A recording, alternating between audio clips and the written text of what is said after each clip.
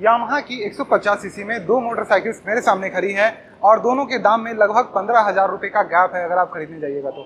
लेकिन इंजन तो सेम है, तो फिर भी मैं आपको बताता हूं कि दोनों में से कौन सी बाइक लेनी चाहिए। एक न्यू मॉडल न्यू डिज़ाइन में FZS है जो कि वर्जन 4 कहा जाता है यहाँ पे, और इसमें नया कलर आया है तो इसके साथ मैं आपको बताऊंगा। प्लस ये FZ है नॉर्मल वर्जन 3.0, यानी कि लगभग 2-3 साल पहले जो आप FZ खरीदा करते थे ये वही FZ है। तो दोनों में से कौन सी आपको लेनी चाहिए मैं आपको यहाँ पे बताने वाला हूँ, तो डिटेल में समझिएगा और मुझे भी बताइए आपको कौन सी पसंद है। लुक वाइज क्या है कि कलर में आपको ये कलर बहुत ही अच्छी लगेगी क्योंकि इसमें जो कलर कॉम्बिनेशन आता है वो बहुत अच्छा है। MT15 मॉडल में आपने ये कलर देखा होगा जिसमें आपको ऑरेंज अलॉयल्स और लगभग वाइट यानी डीप वाइट टाइप का जो है आपको टैंक देखने को मिलता है, तो उसी कलर में इसको भी यहाँ पे प्रेजेंट किया गया है जिसके कारण ये देखने में बहुत ही अट्रैक्टिव लगती है। लेकिन यहीं पे अगर हम FZ को देखें तो ये कम्प्लीटली डिफरेंट लगती है इससे, क्योंकि ये सिर्फ दो कलर्स में आती है, एक ब्लैक आपको दिख रहा है और एक जो यामाहा का ब्लू एक सैम्पल कलर है उस कलर में आपको देखने को मिलता है।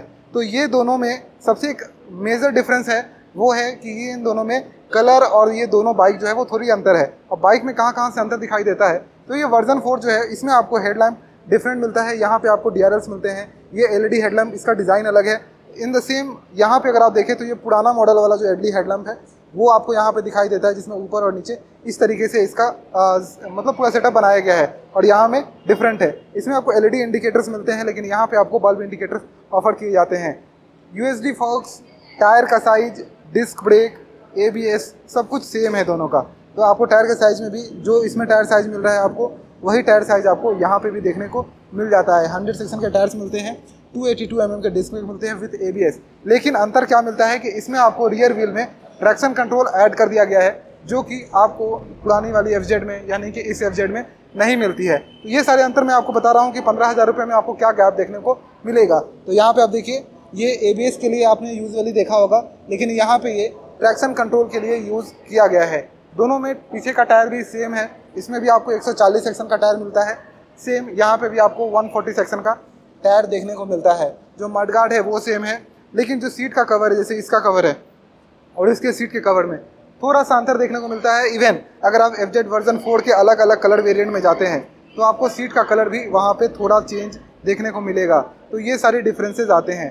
कलर कॉम्बिनेशन के साथ एक और जो चीज़ आपको यहाँ पे अंतर देखने को मिलेगी तो वो आपको फिट एंड फिनिश में थोड़ा पहले से अंतर किया गया है। जैसे कि इसका टैंक और इसके टैंक में पहले से थोड़ा सा अंतर किया गया है कि जैसे ये ब्लूटूथ कनेक्टिविटी के साथ आती है तो इसमें ब्लूटूथ का जो डिवाइस हो यहीं पे सेट रहता था, यहाँ पे आप देखिए यहीं पे सेट रहता है अंदर में, यहाँ पे वो चीज़ नहीं मिलती है ब्लूटूथ कनेक्टिविटी। तो इसके इंटीरियर अंदर के डिज़ाइन में थोड़ा सा चेंज किया गया है, तब इसको नया बनाया गया है और ये पहले के मुकाबले अब कम थोड़ा सा मूवमेंट देती है। मतलब पहले थोड़ा सा ये टंकी ढक हो जाती थी तो वो चीज़ यहाँ पे कम होगी। तो पुराने FZ में ये प्रॉब्लम आपको देखने को मिल सकती है, लेकिन नए वाले में ये प्रॉब्लम नहीं मिलेगी, उसको इम्प्रूव कर दिया गया है। उसके साथ जो आपका नीचे का जो इंजन का बे है वो सब कुछ आपको सेम देखने को मिलेगा। जैसे इसका इंजन वाला एरिया आपको जो देखने को मिल रहा है वो चीज़ें आप मान लीजिए, या फिर आप इसका इंजन का एरिया देख लीजिए, मान लीजिए वो सब कुछ सेम है। हाँ, लेकिन जो BS6 कंप्लाइंट स्टेज 2 है वो आपको दोनों में ही देखने को मिल जाएगा, क्योंकि आज के डेट में आप जो भी बाइक बेच रहे हैं वो OBD2 होनी चाहिए। तो वो चीज़ें आपको यहाँ पे देखने को दोनों में मिलेगी। अब मैं आपको दाम के बारे में अंतर बता देता हूँ कि दोनों के प्राइस में क्या अंतर मिलेगा, जो कि मेजर डिफरेंस है इन दोनों में। तो सबसे पहले मैं आपको बताऊँ तो यहाँ पे जो पहला बात है कि इस बाइक का प्राइस न्यू के हिसाब से किया गया है, क्योंकि इसमें ट्रैक्शन कंट्रोल एक्स्ट्रा मिलती है, न्यू हेडलैम्प डिज़ाइन है, इसका इंस्ट्रूमेंट कंसोल नया दिया गया है जो कि आपको MT15 में मिलता था उस टाइप का यहाँ देखने को मिलेगा।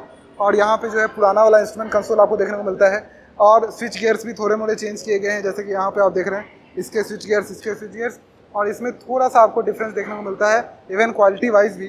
तो प्राइस में आपको मेजर डिफरेंस नहीं, लेकिन अगर आप ये बाइक खरीदने जाते हैं तो आपको लगभग 1.55 1,55,000-56,000 के आसपास में पड़ेगी। अगर आप ये बाइक लेते हैं तो आपको 1,40,000 से 1,41,000 रुपये ऑन रोड मिलेगी। अब दोनों में अंतर क्या है और क्यों लेनी चाहिए आपको 15,000 कम दाम पे करके या फिर 15,000 ज़्यादा दाम पे करके, ये वाली बाइक या फिर ये वाली बाइक, कि अगर आप सिर्फ बाइक 150 सीसी लेके चलाना चाहते हैं तो उस हिसाब से आपको ये बाइक ज़्यादा पसंद आएगी। आपको ज़्यादा मतलब नहीं है डिज़ाइन से, कलर से, ट्रैक्शन कंट्रोल नॉर्मल ड्राइवर्स के लिए बहुत ज़्यादा यूज़फुल नहीं है। ये बहुत जो हाई स्पीड थोड़ा चलाते हैं उस समय ज़्यादा प्रैक्टिकली काम करता है, नॉर्मल ड्राइविंग में थोड़ा कम प्रैक्टिकली, मतलब आपको उतना ज़्यादा महसूस ज़रूरत नहीं होगा, क्योंकि दोनों में डिस्क ब्रेक आपको मिल ही रहा है, बाइक कंट्रोल है, अच्छी बैलेंसिंग के साथ चलती भी है। तो 15,000 का जो गैप है उसको आप अगर फुलफ़िल करना चाहते हैं तो ये बाइक आप ले लीजिए। FZ जो नॉर्मल वाली है, ये सिर्फ चलाने के लिए, बेहतर माइलेज के लिए बेस्ट है। अगर आपको थोड़ा फैंसी फीचर्स चाहिए, लाइक एक अच्छा इंस्ट्रूमेंट कंसोल चाहिए, ट्रैक्शन कंट्रोल चाहिए, बाइक देखने में भी अच्छी लगे कि आप कहीं भी जा रहे हैं, तो आपकी जो प्रेजेंस है, लुक है, वो ज़्यादा अच्छी निखर के आई, तो उसके मुकाबले ये बाइक जो है वो ज़्यादा अच्छी दिख रही है, तो ये ज़्यादा पसंद आएगी आपको। पॉइंट 2 हो गया ये कि इस बाइक में आपको जो ट्रैक्शन कंट्रोल मिलता है, इंस्ट्रूमेंट कंसोल मिलता है, वो प्रैक्टिकली एक डिफरेंस क्रिएट करता है। जो हेडलैम्प है उसका रोशनी जो है वो उसको इंक्रीज़ किया गया है, तो जब हाई स्पीड्स पे होइएगा तो ये हेडलैम्प आपको ज़्यादा रोशनी उस समय रोड पे दिखाई, मतलब ज़्यादा रोशनी देता है, तो आपको ज़्यादा रोड पे विजिबिलिटी मिल पाएगी। इसके मुकाबले थोड़ा सा इसमें लाइट जो है वो इम्प्रूव हो गया है। तो अगर इन दोनों में से अगर आप कोई एक लेना चाहते हैं तो मेरे ख्याल से स्टाइलिश हिसाब से ये बाइक मुझे ज़्यादा पसंद आ रही है। लगभग 14-15 हज़ार रुपये का गैप लॉन्ग टर्म पे, यानी 10 साल के लिए अगर मैं ख़रीद रहा हूँ तो मैं नहीं देखूँगा।